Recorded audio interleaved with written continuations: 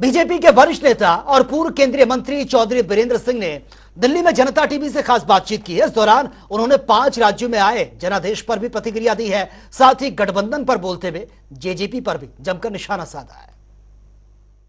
BJP के वरिष्ठ नेता और पूर्व केंद्रीय मंत्री चौधरी बीरेंद्र सिंह जी हमारे साथ बात करने के लिए मौजूद हैं। भारतीय जनता पार्टी 5 राज्यों में से हुए विधानसभा चुनाव में से 3 जो है राज्य जीतते हुए नजर आए। काफी टफ चुनौतियां थी, डिकोड करने की कोशिश करते हैं सर। 3 राज्य, छत्तीसगढ़, राजस्थान और मध्य प्रदेश, कुछ ऐसे राज्य भी थे जहां पर चुनौतियां काफी बड़ी थी। सर, किस तरीके से इस पूरी जीत को देख रहे हैं? देखिए, मैं इस चुनाव को यूपी में जो आज से 1.5 साल पहले चुनाव हुआ था उससे जोड़ता हूं। कुछ इस देश में अब जो पहले प्राथमिकताएं थी वोटर की कि अपने परिवार के साथ वोट करना, अपनी जाति विशेष को ध्यान में रख के करना, धर्म विशेष को ध्यान में रख के करना, ये कहीं ना कहीं अब परिस्थिति अलग से नजर आती है। और इस चुनाव में आपने देखा होगा कि मध्य प्रदेश का जो इलेक्शन है उससे साफ ये बात नजर आती है कि महिलाओं ने अपनी सोच के अनुसार वोट किया है, ना कि अपने परिवार या अपने पति की सोच के हिसाब से। तो ये एक वुमेन एम्पावरमेंट में आर्थिक तौर पे मजबूती तो अलग चीज है, लेकिन कहीं ना कहीं ये प्रचार और ये बात काफी मजबूत हुई है कि अपने अधिकारों का प्रयोग महिलाओं को अपने विवेक से करना चाहिए।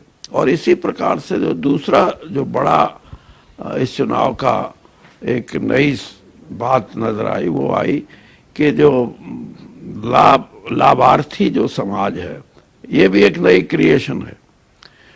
उसमें हर जाति के आदमी को जो कहीं ना कहीं राशन से जुड़ा हुआ है उसने भी ये नहीं सोचा कि मैंने अपनी बिरादरी के हिसाब से वोट करना है या परिवार के, उन्होंने भी ये मान के चले हैं कि हम कम से कम जो राशन देता है उसी की वोट दे दें। तो ये कारण है जिसको मैं ये मानता हूँ कि परिणामों में बहुत आपकी पत्रकारिता में भी, मीडिया ने भी ये दिखा दिया था कि मध्य प्रदेश में तो कांग्रेस लौट के आएगी। मीडिया ने तो ये भी दिखाया था कि छत्तीसगढ़ में तो कोई और कहीं जीते ना जीते कांग्रेस ही जीते। ये जो परिणाम है इसके बिल्कुल इस दिशा में है कि नहीं, अब वोटर की सोच दूसरी है और उस सोच के आधार पे भारतीय जनता पार्टी को बहुत बड़ा समर्थन, जन समर्थन और खासतौर पर महिलाओं का समर्थन मिला है। सर, कांग्रेस की बात करें या कांग्रेस लगातार जो जातिगत जनगणना है या फिर ओबीसी आरक्षण की बात करें या फिर तो तमाम फ्रीबीज की बात करें जो उन्होंने मसले रखे थे, वो तमाम जो है चीजें जनता के बीच में लेकर गई थी। क्या इनको नकार दिया जनता की तरफ से? नहीं, कुछ फ्रीबीज ऐसी होती हैं जो पार्टी इन पावर देती है और कुछ फ्रीबीज ऐसी हैं जिनको सिर्फ घोषणाएं होती हैं। तो जो वोटर है वो दोनों के बीच में फर्क ढूंढता है और फर्क यही होता है कि जिस पार्टी का राज है उसने कुछ दिया है तो उसको वो नजरअंदाज नहीं करता। और उसी का कारण है कि अगर आप मध्य प्रदेश के और राजस्थान के इलेक्शन को देखो तो मध्य प्रदेश के इलेक्शन में जो चीजें दी गई वो बीजेपी के काम आई। और मैं ये भी कहता हूँ कि राजस्थान में भी जो ये गहलोत की जो सरकार ने ऐसे प्रयास किए थे उनको भी उसका लाभ मिला है। लेकिन ये अलग बात है कि किस समय कौन सी फ्रीबीज कहाँ ज्यादा क्लिक कर गई, कहाँ कम कर गई। और यही बात है, एक तो वादा है और एक सामने चीज नजर आती है, इसमें भी फर्क है। सर, इस चुनाव में ये भी देखने को मिलता हुआ नजर आया, अगर हम इसको हरियाणा से भी जोड़ने की कोशिश करें, कि भारतीय जनता पार्टी अकेले कहीं ना कहीं जो है सक्षम नजर आई कि किस तरीके से जो वापस चुनाव है वो जो है जीतती हुई नजर आई। तमाम राजस्थान की बात करें या फिर मध्य प्रदेश की बात करें, इतनी लंबी एंटी इनकम्बेंसी की बात कही जा रही थी, लेकिन वहां पर एक बम्पर नतीजे निकल कर सामने। मैंने यही तो कहा ना कि एंटी इनकम्बेंसी होती है गवर्नेंस की, एंटी इनकम्बेंसी होती है सरकार की, लेकिन जहां सरकार की एंटी इनकम्बेंसी नहीं वहां उसके एमएलएज की भी हो सकती है। राजस्थान में ये बात बहुत प्रचलित थी कि वहां के एमएलएज के खिलाफ तो एंटी इनकम्बेंसी है, जिसका अगर उनमें से ज्यादा को टिकट नहीं दिए होते तो शायद एमएलए की एंटी इनकम्बेंसी तो खत्म हो जाती, लेकिन वहां किसी ना किसी वजह से उन लोगों को ज्यादा संख्या में मैदान में उतारा, तो इसलिए स्टेट की एंटी इनकम्बेंसी ना होते हुए भी एमएलए की एंटी इनकम्बेंसी से उनको नुकसान हुआ। इसी प्रकार जो लाभ था, उस लाभ का जितना फायदा वोट के अनुसार हो सकता था वो उनको नहीं हुआ। तो इसलिए ये हर स्टेट में उसका कहीं ना कहीं, छत्तीसगढ़ में भी ऐसा ही है। हरियाणा में सर किस तरीके से अब आगे बढ़ना चाहिए अगर भारतीय जनता पार्टी की बात करें? मुझे लगता है हरियाणा में शायद जो परिणाम आए हैं उसका असर तो होगा, और असर यहाँ तक भी हो सकता है कि असेंबली के और लोकसभा के चुनाव इकट्ठे हो जाएं, क्योंकि हरियाणा में अगर बीजेपी की पार्टी और बीजेपी की सरकार ये निर्णय ले कि हमारे को लाभ है, तो 6 महीने पहले इलेक्शन पार्लियामेंट के साथ करा दें, उसके अच्छे परिणाम होंगे। 6 महीने के बाद कराएंगे तो शायद वो जो कामयाबी है काऊ बेल्ट में बीजेपी को, उसका असर कहीं ना कहीं फिर धीमा हो जाता है। अब इन परिणामों के बाद बात की जाए तो गठबंधन जो है वो किस तरीके से आगे आप देख रहे हैं? भारतीय जनता पार्टी को किस तरीके से गठबंधन में आगे जो है बढ़ना चाहिए नहीं बढ़ना चाहिए, इन तमाम चीजों को लेकर आप किस तरीके से सोच रख रहे हैं? देखिए, एक सोच थी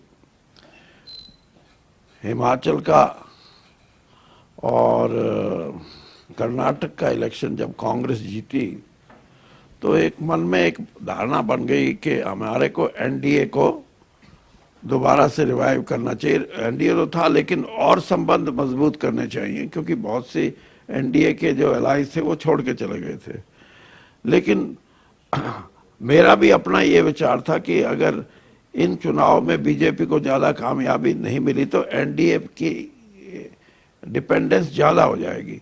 अब क्योंकि मैंने जैसे बताया कि एक नए रास्ते से भारतीय जनता पार्टी ने जन समर्थन जो हासिल किया है, उसमें हरियाणा के संदर्भ में तो वैसे ही कोई ऐसी स्थिति नहीं बनती, क्योंकि ये जो चुनावी गठबंधन नहीं था, ये तो सत्ता 5 साल तक ठीक ठाक चले, एक स्थायी सरकार हम दे सके, ये एक ऐसा अरेंजमेंट था, ऐसा प्रबंध था। बाकी मुझे नहीं लगता कि और जो जिस तरीके से वो कोशिश कर रहे थे कि हमारे को बीजेपी कुछ सीटें दे दे ताकि हम ये कहें कि राजस्थान में जब अलायंस है तो फिर हरियाणा में आगे चुनावी गठबंधन रहे, लेकिन पार्टी ने साफ इनकार कर दिया था कि आपको अपना लड़ना है तो लड़ो, हम आपको कोई सीट नहीं देंगे। तो बीजेपी क्यों नहीं देंगे? क्योंकि बीजेपी 30 साल से 2 बार भैरव सिंह शेखावत चीफ मिनिस्टर रहे, 2 बार वसुंधरा जी रही, और एक मजबूत पार्टी के तौर पे स्थापित है राजस्थान में। अब यही परिस्थिति हरियाणा में भी है। 10 साल से जो पार्टी राज में होगी, उसने अपना जन समर्थन के लिए लोगों में अपनी साख बनाई है, और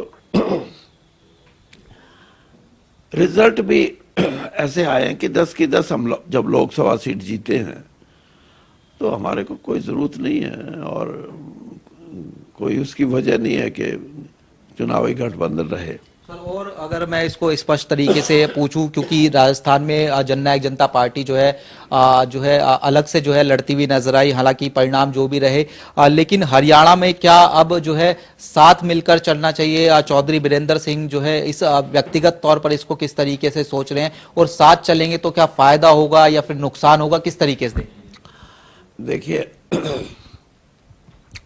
वैसे तो हर आदमी जिससे आप ये सवाल पूछो पूछोगे बीजेपी का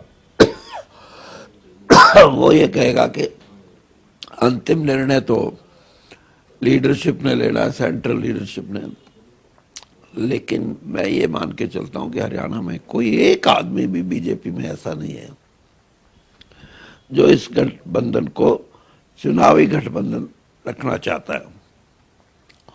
और जब आम कार्यकर्ता की ये राय है तो लीडरशिप को इस बात का पता होगा। और वैसे भी मैं ये कई बार बोल चुका हूं कि जिस पार्टी की अपनी वोट नहीं रही वो हमारे को बीजेपी को क्या दिलवाएंगी। स्थिति साफ है। चलिए सर, बहुत बहुत शुक्रिया। तो ये पूर्व केंद्रीय मंत्री चौधरी बीरेंद्र सिंह जी थे, जनता टीवी से तमाम मसलों को लेकर खास बातचीत कर रहे थे। कैमरामैन संजय के साथ स्पर्श शर्मा, जनता टीवी, दिल्ली।